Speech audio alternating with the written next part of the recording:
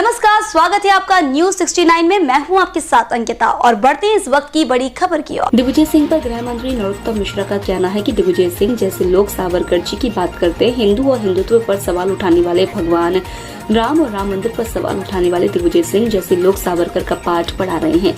कांग्रेस प्रदेश प्रभारी जेपी अग्रवाल के बयान पर बोले गृह मंत्री नरोत्तम मिश्रा, दिल्ली वालों ने और प्रदेश प्रभारी ने कभी नहीं कहा कि कमलनाथ भावी सीएम होंगे, पर कमलनाथ के मन से कभी स्वयंभू सीएम पद का मोह छूट नहीं रहा। लक्ष्मण सिंह भी कह चुके हैं कि सीएम हाईकमान तय करेगा, पर कमलनाथ मानने को तैयार नहीं है। जेपी अग्रवाल भी जानते हैं कि सरकार भारतीय जनता पार्टी की बनेगी। कांग्रेस कार्यकर्ताओं को मनाने पर गृह मंत्री ने तंज कसते हुए कहा कि कमलनाथ केंद्र की कोई बात नहीं मानते, ऐसे ही कमलनाथ की जिले में कोई बात नहीं मानता। बाल कांग्रेस बनाने से लेकर हाथ जोड़ो अभियान का जो हुआ वही हाल होगा। कार्यकर्ताओं को मनाएंगे, कैसे कार्यकर्ता बचे ही नहीं, खेत खाली है। उद्धव ठाकरे पर बोले गृह मंत्री, सत्ता जाते उद्धव को वीर सावरकर जी की याद आ गई। यह वही ठाकरे है जो राहुल गांधी के साथ सरकार बनाकर सत्ता के लोभ में सावरकर जी का अपमान करते थे। अब सत्ता जाते सावरकर की याद आने लगी है। वैसे भी राहुल गांधी की तुलना सावरकर जी से नहीं कर सकते। सावरकर जी 14 साल जेल में रहे और राहुल गांधी शुरू से ही बेल पर रहे। 2 अप्रैल को कांग्रेस से विधायक दल की बैठक पर गृह मंत्री नरोत्तम मिश्रा ने कमलनाथ को आड़े हाथों लेते हुए कहा कि कमलनाथ सिर्फ बैठक ही बुला सकते हैं। पिछले 3 साल में बैठक के अलावा कमलनाथ ने क्या किया? उम्र का तकाजा है कि वह बैठक ही बुला सकते हैं, प्रदर्शन थोड़ी ना कर सकते हैं। प्रदर्शन में चल भी गए तो चल नहीं पाएंगे, उम्र का तकाजा है। संसद में विपक्ष के काले कपड़े पहनने पर गृह मंत्री नरोत्तम मिश्रा ने कहा कि संसदीय मान्यताओं और परंपराओं का कभी कांग्रेस ने सम्मान नहीं किया, हमेशा कांग्रेस ने अपमान करने की कोशिश की है। कल भी संविधान को काला करने की कोशिश सदन में की। काले कपड़े पहन के कांग्रेसी सदन में पहुंचे। संविधान से ऊपर गांधी परिवार अपने आप को मानता है। गांधी परिवार चाहता है उनके लिए अलग से संविधान बने और मोदी जी के होते हुए यह संभव नहीं है। भोपाल से न्यूज 69 के लिए आदिल खान की रिपोर्ट। दिग्विजय सिंह सावरकर जी की बात करें, बाबर के हिमायती सावरकर की बात कर रहे हैं। गजब है।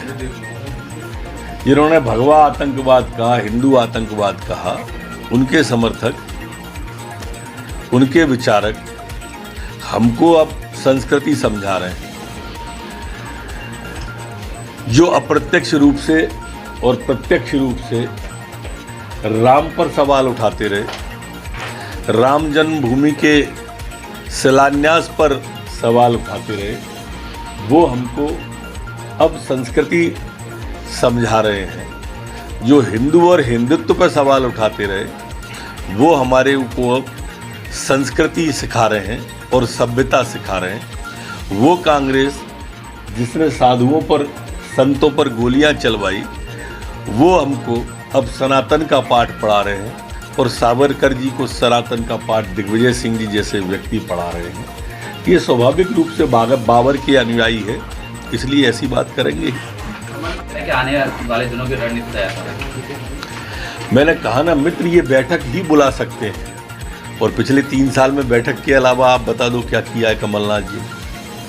परिस्थिति शारीरिक भी ऐसी है, उम्र का तगादा भी ऐसा है कि स्वाभाविक रूप से बैठक ही बुलानी पड़ेगी। प्रदर्शन थोड़ी करेंगे वो, और प्रदर्शन में गए तो चल नहीं पाएंगे, कारण शारीरिक स्वास्थ्य है उनका।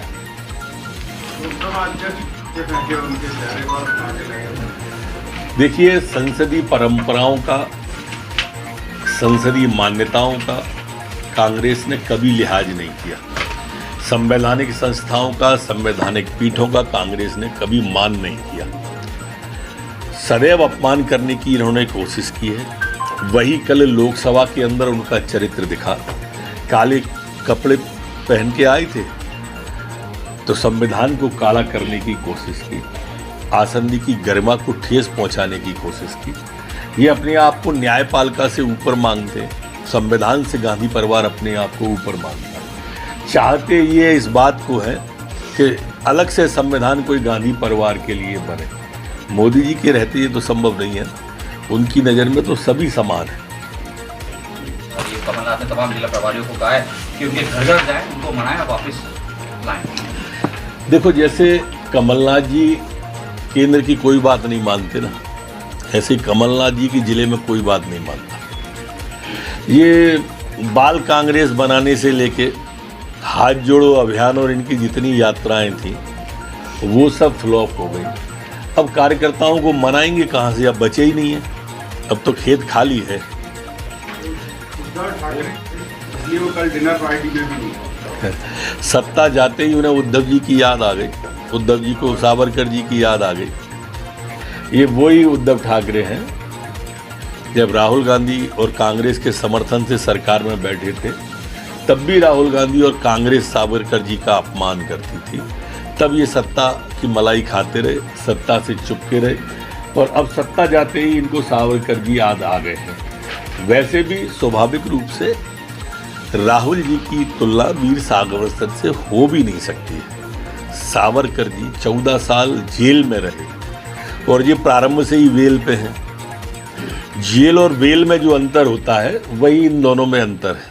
तो 2 अप्रैल को कांग्रेस कि वो सीएम का चेहरा नहीं होंगे, हाईकमान तय करेगा। तो मेहनत पूरी कराएंगे, सीएम नहीं बनाएंगे।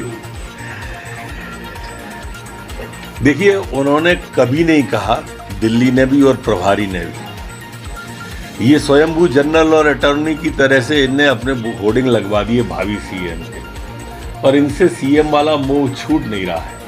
ऐसा नहीं है, प्रदेश के प्रभारी कल बोले हैं, इसके पहले आदरणीय अरुण यादव जी कह चुके कि हाईकमान तय करेगा।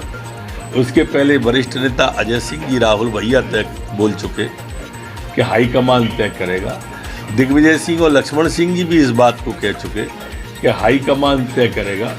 लेकिन जो हैं कमलनाथ जी, वो मानने पर राजी नहीं है। उनको तो चाहिए कि सरकार बनेगी, इनकी है नहीं, सीएम इसलिए इन्हें बनना है ही नहीं है।